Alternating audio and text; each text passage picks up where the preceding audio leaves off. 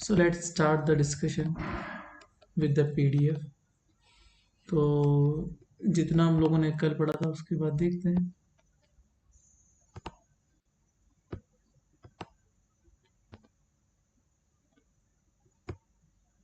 Okay, ये लो मिल गया. ठीक है. सो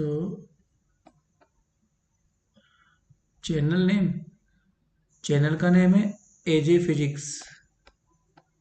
एजे फिजिक्स ये नाम है चैनल का. ठीक है, मिल जाएगा आपको. हाँ, अब आगे देखो. मैं एक बार स्क्रीन शो कर दूं आपके लिए. चलिए. सो विजिबिलिटी ऑन है अब. ठीक है. नाउ सो 18 लोग प्रेजेंट है ना. कल आप लोग लगभग इतने ही लोग प्रेजेंट थे. और एक बार मैं तुम्हारी अटेंडेंस और ले लूं ताकि बहुत दिन से तुम्हारी अटेंडेंस हुई ना. So Mahendra Dudhi and okay, so this is your attendance. अब हम स्टार्ट करते हैं फटाफट से. टीई मोड तो यहां मैंने छोड़ा हुआ था. Derive expression for the TEM wave in rectangular waveguide in the TM mode. तो TM मोड से हम लोगों को स्टार्ट करना है. चलो स्टार्ट करते हैं. So for TM mode. ठीक है. TM मोड में क्या होता है, basically HZ is equal to 0 होता है. ठीक है. Hence you can say that EZ यहां पर रहेगा. EZ to be calculated. EZ to be calculated from equation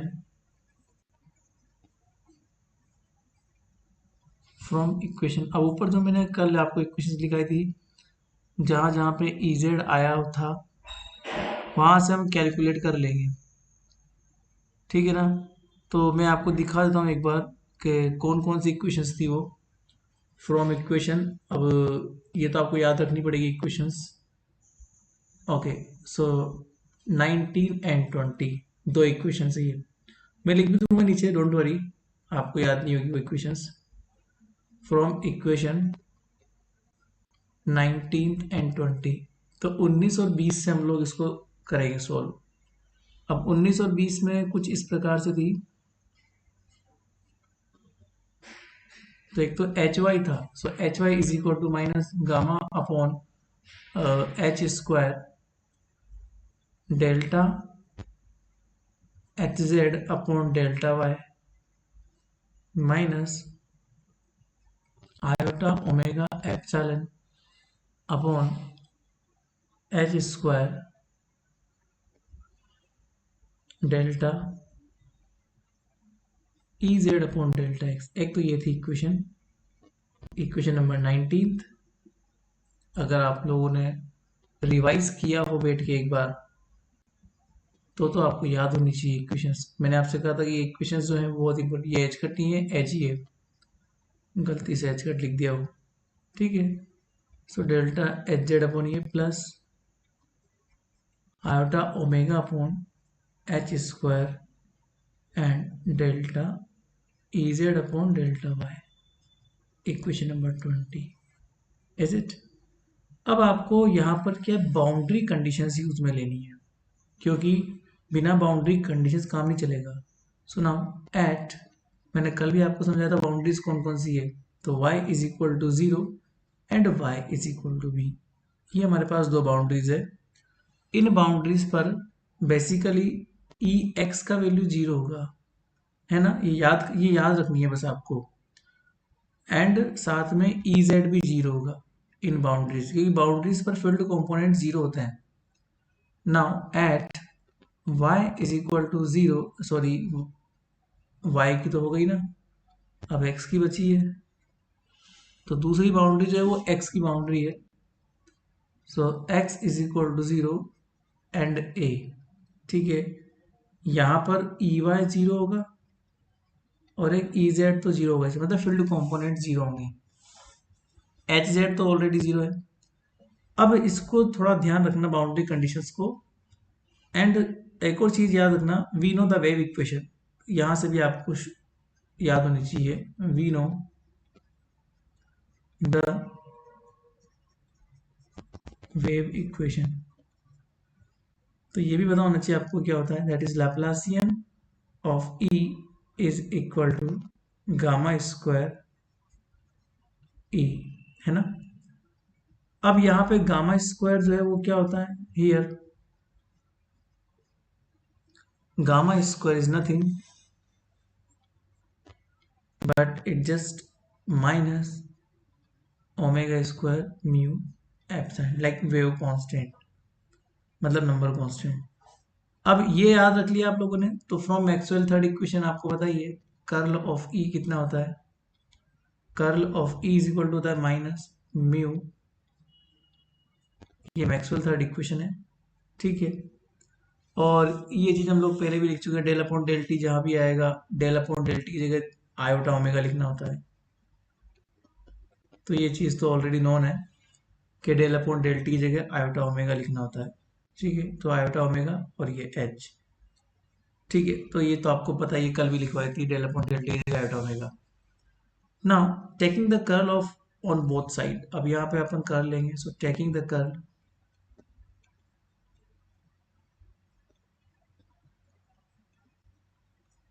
on both side, तो दोनों तरफ कर्ल ले लो। तो जैसे आप कर लोगे, सो कर लेते ही क्या हो जाएगा मेरे पास,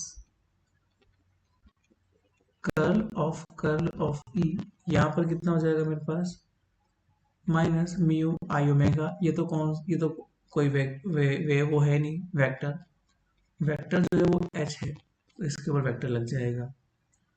अब ये भी आपको पता है, कल लिखा था हम लोगों ने मैक्सवेल फोर्थ इक्वेशन में, क्या लिखा था, कर्ल ऑफ एच का वैल्यू कितना लिखा था अपन ने, epsilon del e upon del t non conducting medium के लिए, क्योंकि जे जीरो होता है, जे बराबर सिग्मा ही होता है, तो सिग्मा जीरो तो जे जीरो, तो नॉन कंडक्टिंग के लिए होता है डेल अपॉन डेल टी, फिर आ गया, तो डेल अपॉन डेल टी आती है, फिर वापस से आयोटा ओमेगा लिखना है, आयोटा ओमेगा ही, ये चीज आपको यहाँ रखनी है इस तरफ, ठीक है। और आपको पता ही है बैक माइनस क्या होता है ये, तो अगर तीन वेक्टर्स हैं ए क्रॉस बी क्रॉस सी, तो ये फॉर्मूला भी आप लोगों ने एमएससी में बहुत पढ़ा होगा, बैक माइनस कैप, ठीक है। तो जैसे ये होगा हमारे पास क्या हो जाएगा, इस तरह की इक्वेशन बन जाएगी, माइनस लाइक दिस, और ये हो जाएगा हमारे पास जे ओमेगा एप्सिलॉन ई, जे मतलब वही आई है, तो आई स्क्वायर हो गया, नेगेटिव हो गया, ठीक है। तो ये नेगेटिव नेगेटिव पॉजिटिव हो जाएगा, ये बात की बात है, और ये हो जाएगा mu epsilon omega square e, ठीक है। अब इसमें एक और चीज है, from Maxwell first equation divergence of e is equal to charge free space के लिए, तो यहां से एक चीज निकल जाएगी like this is equal to minus mu epsilon omega square e, ठीक है। तो यहां से हम लोग प्रूव कर सकते हैं कि हाँ गामा स्क्वायर की वैल्यू कितनी होती है, इतनी होती है। तो ये gamma square is equal to कितना लिखा था मैंने, इतना लिखा था मैंने, तो ये क्यों लिखा था मैंने, क्योंकि ये वेव इक्वेशन होती है, और इस इक्वेशन को मैंने ये जो इक्वेशन निकाली इससे कंपेयर किया है, दोनों इक्वेशन को कंपेयर करने पे आपको मिल गया gamma square is equal to कितना होता है omega square mu epsilon for the charge free and non conducting space, क्योंकि मैंने नॉन कंडक्टिंग लिया है तभी तो जे जीरो हुआ, मैंने चार्ज फ्री स्पेस लिया है तभी तो डाइवर्जेंस ऑफ ई बराबर जीरो हुआ है, ठीक है। इसलिए ना अब इसको थोड़ा सा आगे बढ़ते हैं हम लोग, आगे जब बढ़े तो एक चीज है, ये लाप्लासियन ऑपरेटर है। तो लाप्लासियन की वैल्यू क्या होती है, तीनों डायरेक्शन में होता है। सो डेल टू ई, अब ये जेड कॉम्पोनेंट है क्योंकि जेड प्रोपोगेट हो रहा है, इसलिए हम इसको जेड में लेंगे ना। तो जेड कॉम्पोनेंट ही आपका चेंजेबल है। अब डेल टू का मतलब ये होता है भाई एक्स के रेस्पेक्ट में भी चेंज है, वाई के रेस्पेक्ट में भी चेंज है, और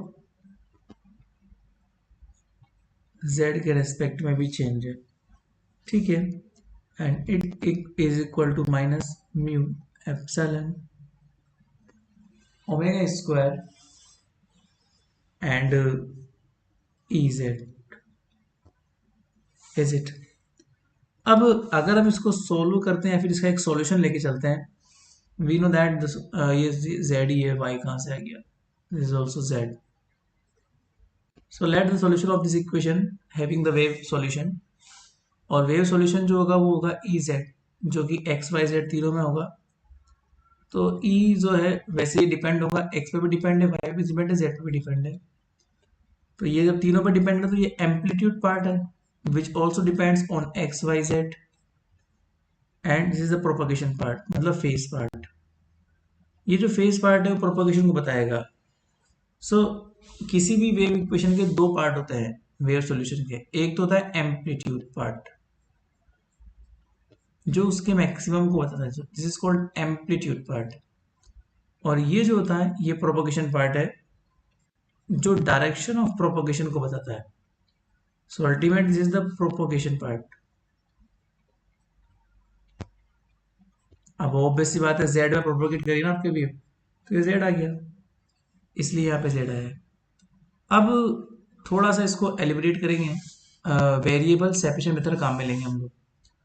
सो वेरिएबल सेपरेशन मेथड में हम ये बात जानते हैं कि कोई भी फंक्शन अगर दो या दो से ज़्यादा वेरिएबल्स पर डिपेंड करता है तो हम अलग अलग वेरिएबल डिपेंडेंट फंक्शन की फॉर्म में इसको लिख सकते हैं, because wave function is multiplicative quantity.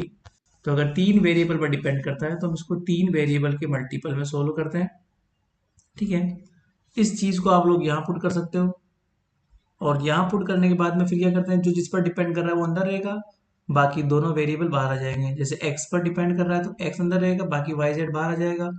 y पर डिपेंड कर रहा है तो y अंदर रहेगा, x और z बाहर आ जाएगा, और सिमिलरली यहाँ पर होगा। फिर x y z का हम लोग डिवाइड करते हैं तो इससे वेरिएबल सेपरेट हो जाते हैं।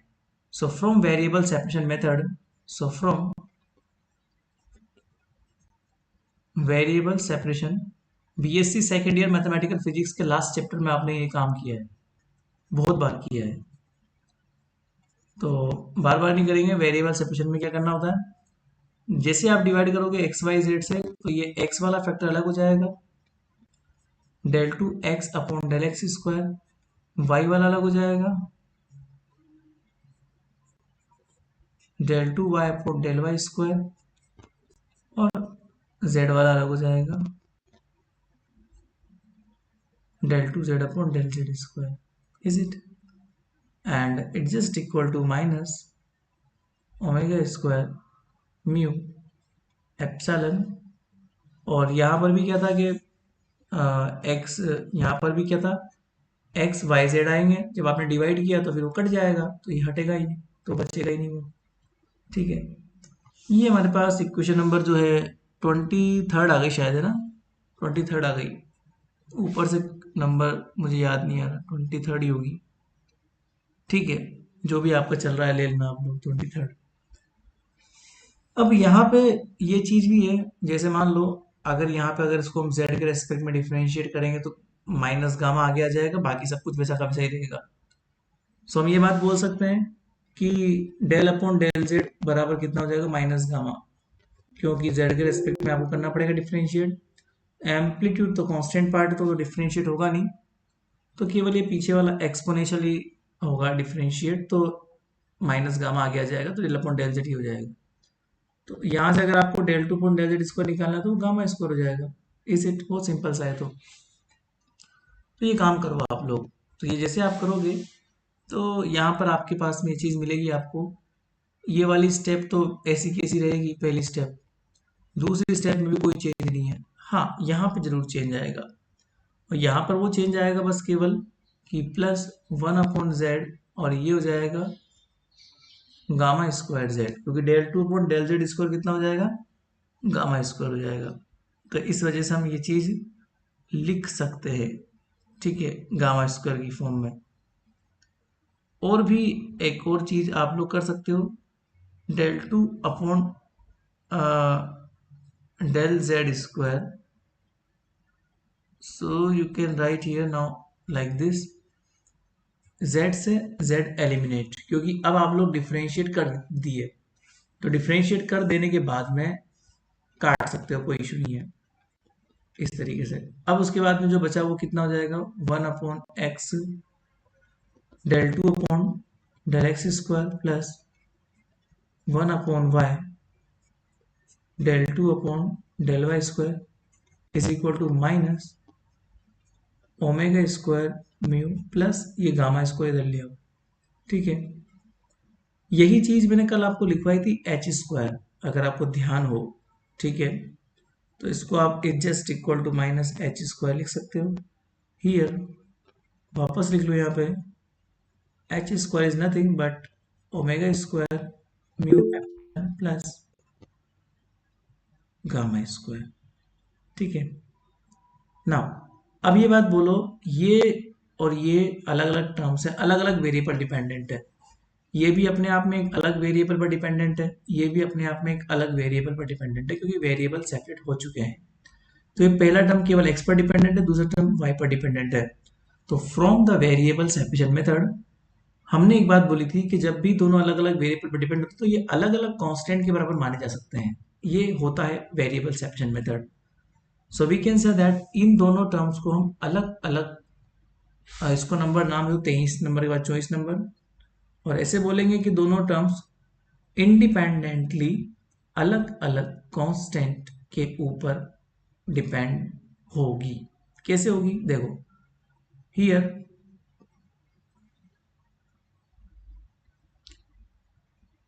x and y variable are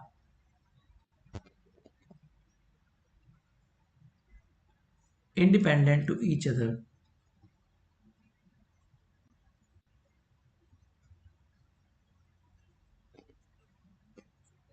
independent to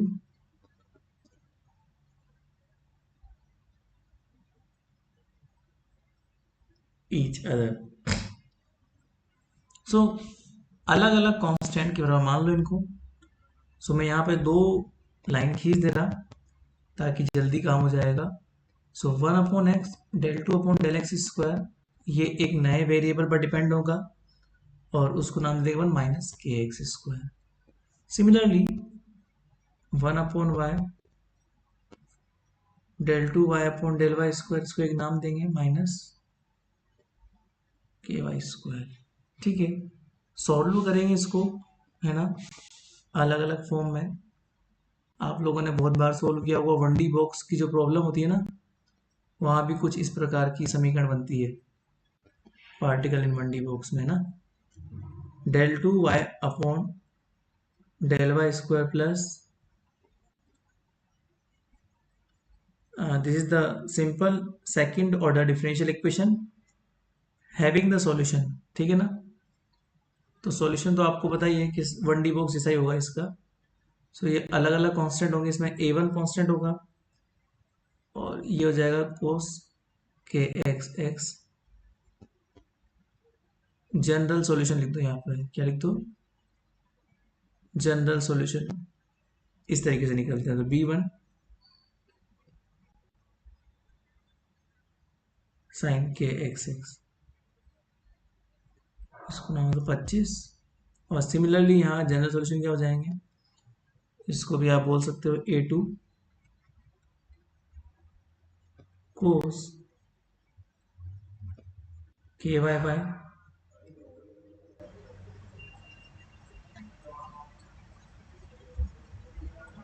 b2 sign के वाई बाय, नाम उसको 26, ठीक है। तो x के और y के तो हमें मिल गया सॉल्यूशन। ये ऊपर थोड़ा सा गड़बड़ कर दिया मैंने, देखो इधर नीचे ऊपर आ जाओ, प्रोपगेशन पार्ट जो है ना, ये एक्स और वाई पर डिपेंड करेगा। जेड तो हम लोगों ने लिख ही दिया, जेड पर डिपेंडेंस तो मैंने इधर साइड में लिखी थी ना, ये रही। जेड पर तो इस तरह डिपेंड करेगा, ये एक्स और वाई पर रहेगा। तो यहाँ पर इसको हम लिख सकते हैं आराम से। तो मैं ये बात बोल सकता हूँ यहाँ पे, सिंस ये जो EZ का सॉल्यूशन है, जो x, y और z पर डिपेंड कर रहा है, तो ये ई नोड पर डिपेंड था x और y पर, और ये एक्सप्रेशन माइनस गामा जेड तो लिखिए z पर डिपेंडेंट। तो ये दो पार्ट पर डिपेंड हो सकता है यहाँ पे। सो अल्टीमेटली एक्स एक्स और वाई वाई और exponential minus gamma Z. X और वाई का सॉल्यूशन हम लोगों ने ऊपर से लिख ही दिया था, ठीक है। तो आप इसको डायरेक्टली यूज कर लो। सो अल्टीमेटली ई जेड जो होगा आपका, जो कि तीन वेरिएबल होंगे एक्स वाई जेड, तो वो होगा A1 कोस KXX प्लस B1 साइन, ये तो x का सॉल्यूशन है, multiply with the A2 cos KYY plus B2 sine KYY exponential minus gamma से। This is the solution. अब इसको थोड़ा और एलिब्रेट करो, मल्टीप्लाई करो, थोड़ा सा और इसको मॉडिफाइड करो, तो दो टर्म मल्टीप्लाई विद दो टर्म मतलब चार टर्म बनेगी। तो पहली टर्म होगी A1 A2 कोस KXX कोस KYY। सेकेंड टर्म बनेगी plus A1 B2 cos KXX sine KYY।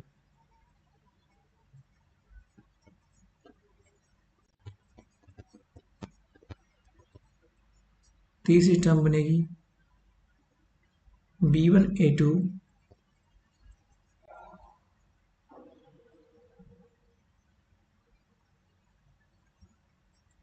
Sign KXX cos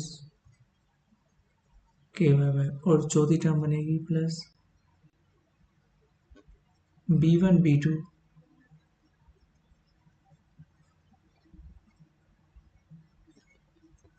sign KXX sine KYY and minus gamma z, ठीक है। So equation number 727। अब इनकी वैल्यूज निकालने के लिए मुझे क्या है, बाउंड्री कंडीशंस काम में लेनी है, क्योंकि कांस्टेंट्स हैं। कांस्टेंट की वैल्यू निकालने के लिए बाउंड्री कंडीशंस काम में लेनी पड़ती है। सुनाओ, फ्रॉम फर्स्ट बाउंड्री कंडीशन, पहली कंडीशन ये है, at x is equal to 0 e z is equal to 0। तो ये करो, तो x 0 करते ही ये टर्म 0 हो जाएगी, है ना, और ये भी 0 हो जाएगी, ठीक है। क्या बचेगा, ये दोनों बचेगी, ये हो जाएगा 1 और ये हो जाएगा 1, दोनों 1 हो जाएगा। A1 जो है वो बाहर आ जाएगा, सो ये 0 हो जाएगा, और A1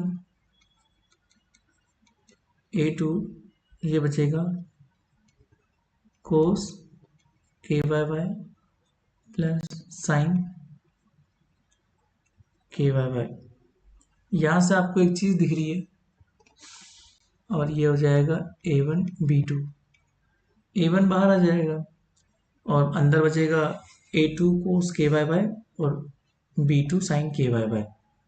अब कोस KYY साइन KYY तो जीरो हो नहीं सकता, क्योंकि सारे जीरो हो जाएंगे तो कोई मतलब नहीं रहेगा, किसी ना किसी को जीरो होना पड़ेगा। तो यहाँ पे जीरो कौन होगा, जीरो होगा A1 इज इक्वल टू 0। तो यहाँ से एक चीज़ निकल के आ गई कि A1 की वैल्यू क्या है, मेरे पास 0 है।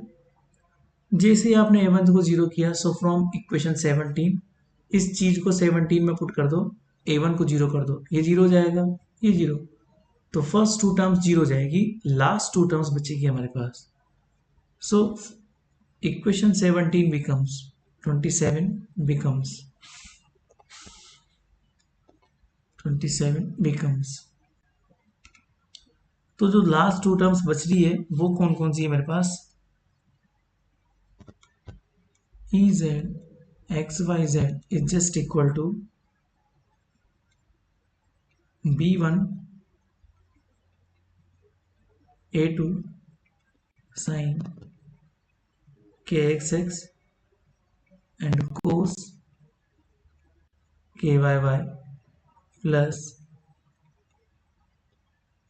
b1 b2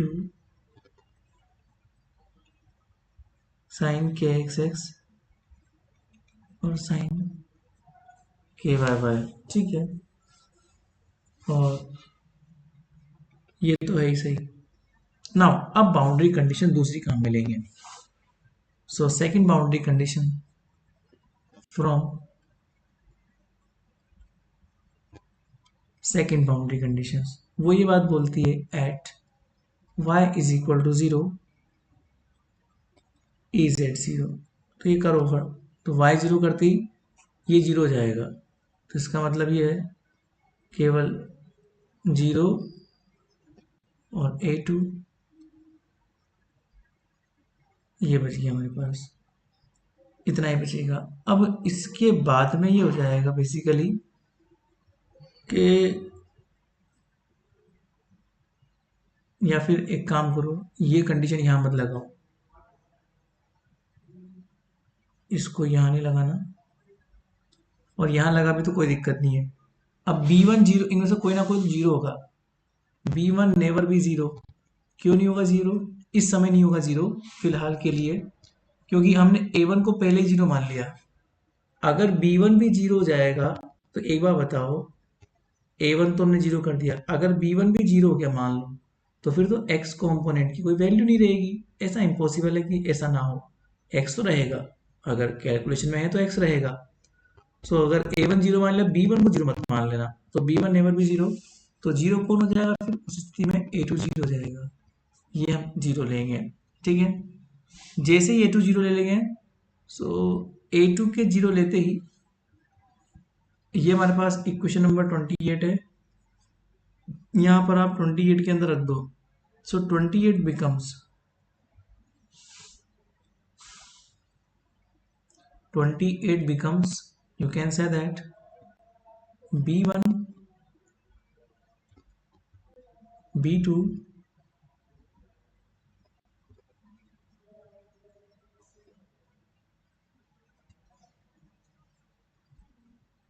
sin k y,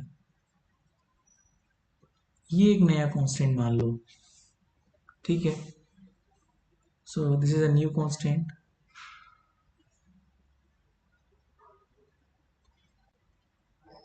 इसको बोल दो a। So this is a new constant a sin kxx sin kyy is it, इसको नाम दो 29, ठीक है। Now using third boundary conditions, अब हम लेंगे अगली कंडीशन यूज में, third boundary. So using third boundary conditions वो ये बात बोलती है कि at x is equal to a e z is equal to 0। तो ई जेड 0 कब हो जाएगा? जब x is equal to a लोगे, तो साइन के एक्स ए साइन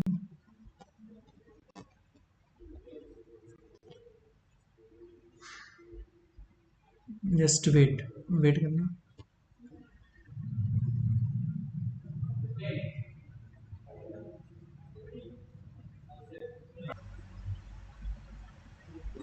तो अब देखो दूसरी कंडीशन ले लिया आप लोगों ने काम में। सो x इज इक्वल टू ए पे क्या हो जाएगा? ई जेड की वैल्यू 0। तो जैसे आप ये काम में लोगे, सो हमारे पास ये तो रहेगा कि ये तो जीरो हो नहीं सकता, ए साइन के Y Y never be zero, because में वाई कॉम्पोनेंट है तो वो जीरो नहीं होगा। तो जीरो कौन हो जाएगा, साइन के x A is equal to zero.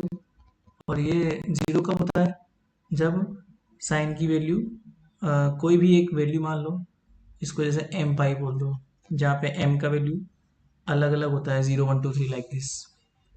तो जैसे हम ये लेंगे, सो 0 1 2 3 हो सकता है एम का वैल्यू, so K x A is equal to कितना हो जाएगा, एम पाई। तो यहाँ पर के एक्स का वैल्यू कितना हो जाएगा, एम पाई बाई ए। ये आप लोग ध्यान रखना, एक चीज तो ये आ गई हमारे पास, ठीक है। दूसरी बाउंड्री कंडीशन निकालो, so at y is equal to b e z बराबर जीरो। तो यही चीज आप लोग यहाँ पुट कर देना, फोर्थ बाउंड्री कंडीशन यूज कर लिया आप लोगों ने, y is equal to b यहाँ पुट कर दो।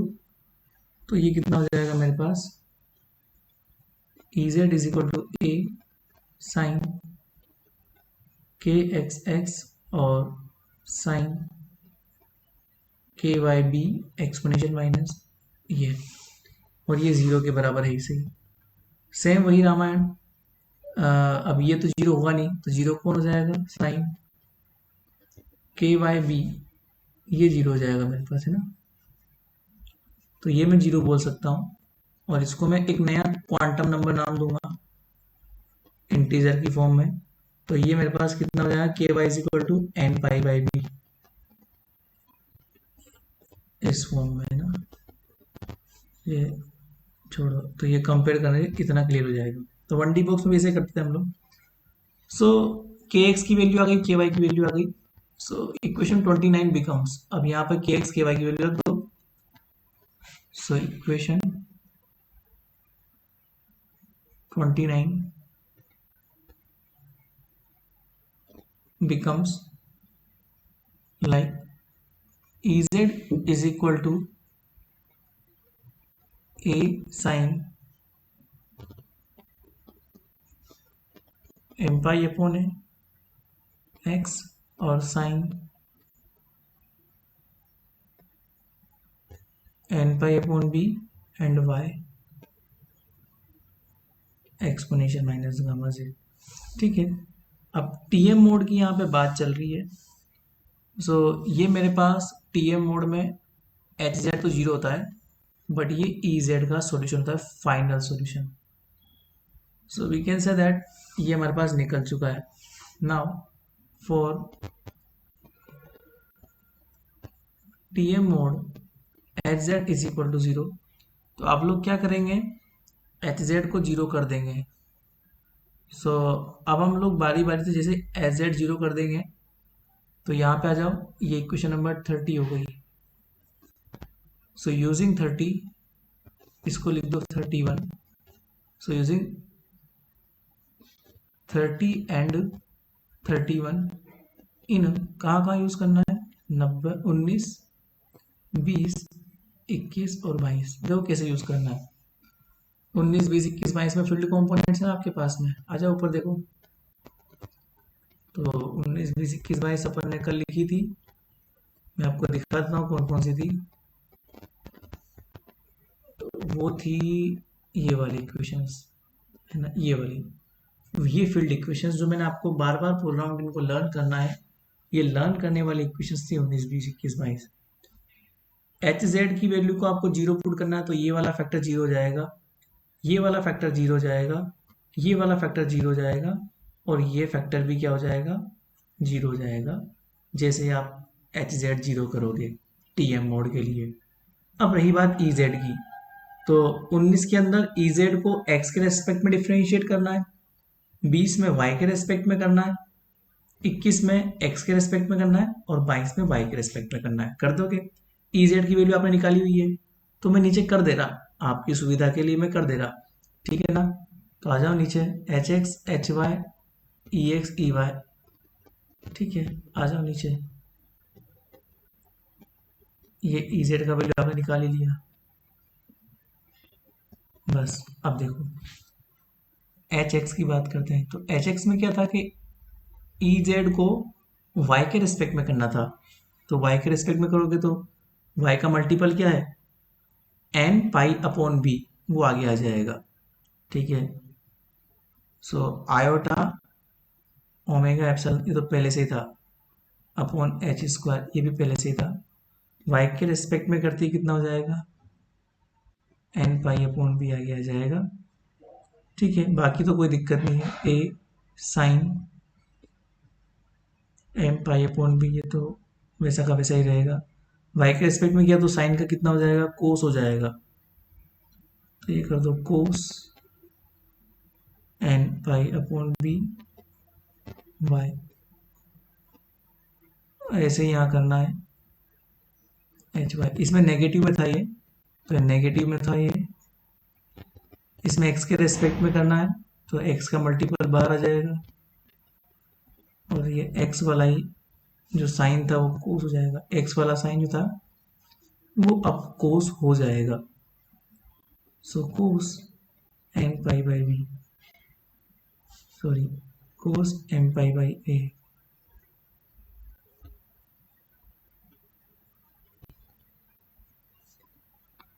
एंड साइन ये कोई चेंज नहीं है, n pi by B y a. और अब नीचे आ जाओ, ई एक्स कॉम्पोनेंट की बात करते हैं तो ई एक्स में कितना हो जाएगा, ये माइनस में था, गामा अपॉन एच स्क्वायर, इसमें आपको एक्स के रेस्पेक्ट में करना है, ई एक्स वाले में ये एक्स वाला चेंज होगा, cos M pi upon X, और ये साइन वाला कोई चेंज नहीं है तो sine N pi by B Y, और नीचे आ जाओ तो ये ई वाई, तो ये मैंने टी एम मोड के लिए सारे ही फील्ड कंपोनेंट लिख दिए, h square n pi by B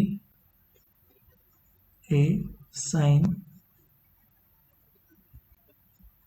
M pi by a x cos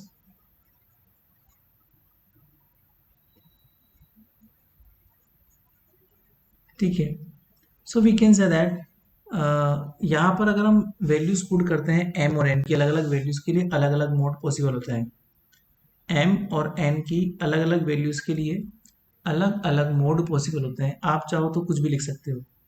so minimum value अगर हम लेते हैं, सपोज एम और एन के कॉम्बिनेशन लो, अगर मैंने 0 0 लिए तो उस स्थिति में वो कहलाएगा टी एम 0 0 मोड, अगर मैंने 0 1 कॉम्बिनेशन लिया तो वो कहलाएगा टी एम 0 1 मोड, अगर मैंने एम और एन का जो है 1 0, क्योंकि ले सकते हैं हम लोग कॉम्बिनेशन, ये तो इंटीजर है ना, तो अलग अलग कॉम्बिनेशन आप लोग ले सकते हो, ठीक है, और 1 1 लोगे तो टी एम 1 1 मोड कहलाएगा। अलग अलग एम और एन की वैल्यूज के लिए हम अलग अलग मोड ले सकते हैं, so it is normal for all modes,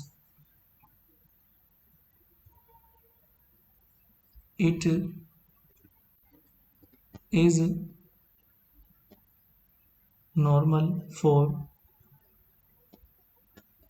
all modes to exist simultaneously, to exist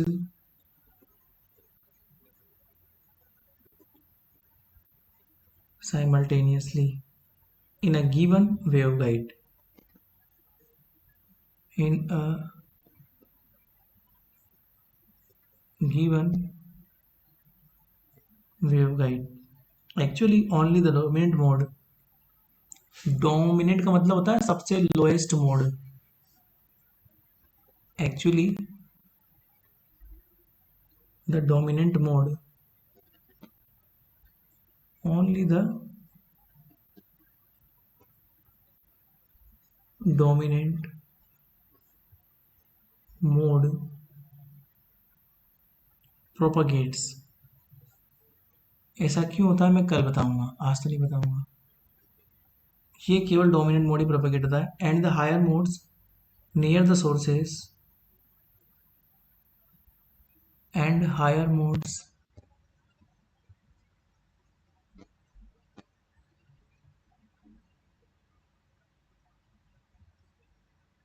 decay highly fast,